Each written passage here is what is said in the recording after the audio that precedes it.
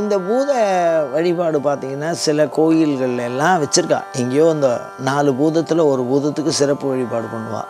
அது ஒரு குறிப்பிட்ட நாளில் நடக்கும்.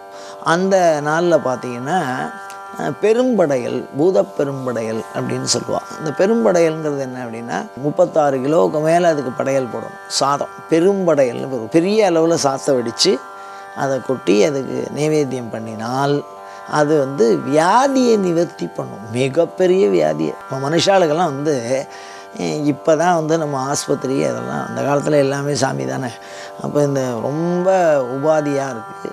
ஊருக்கெல்லாம் தொற்று வியாதிகள் பரவும். ஊருக்கே சில அப்படியே இந்த கால்ரா அந்த மாதிரிலாம் வருதோ இல்லையோ, அது இப்போல்லாம் அதெல்லாம் இல்லாமலே பண்ணிட்டா.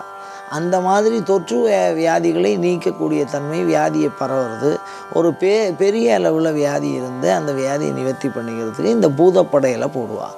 இந்த பூதப்படையல் போட்டால் அது யார் போடுறாளோ அவளுக்கு அந்த ஆரோக்கியத்தை கொடுப்பார் அப்படின்னு சாஸ்திரத்தில் சொல்லியிருக்கா. இந்த பூதங்கள் பார்த்திங்கன்னா அதை சிறப்பாக என்ன பண்ணுவான்னா ஆலயத்து மேலே போட்டிருப்பா, கோபுரங்களை தாங்கின்னு இருக்க மாதிரி போட்டிருப்பா, 4 பக்கம் திக்கில். அதுவும் அதாவது விதிக்கில் போடுவாள். திக்கை காட்டுற மாதிரி இருக்கும். கிழக்கு மேற்கு வடக்கு தெற்கு, தென்கிழக்கு தென்மேற்கு, வடகிழக்கு வடமேற்கு, அந்த மாதிரி இடங்களில் போடுவாள். கோபுரங்களில் இதே மூலையில் போட்டுன்னு வருவாள். அதுக்கப்புறம் பார்த்திங்கன்னா இந்த பூதத்தை பற்றி சொல்லணும் அப்படின்னு சொன்னால், வாகனம் சுவாமிக்கு கொடியேற்றி சுவாமியெல்லாம் புறப்பாடார் சொல்லி சிவன் கோயிலில்.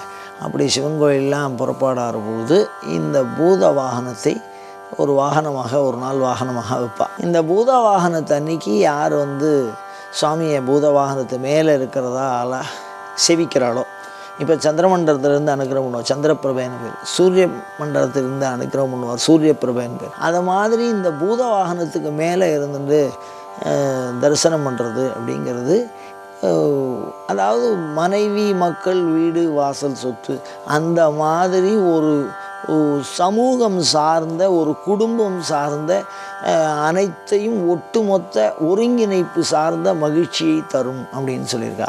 அதனால் ஒரு சமூகமே சேர்ந்து ஒன்றா வழிபாடு பண்ணும். ஒருத்தருக்கு ஒருத்தர் கருத்து வேறுபாடு வராது.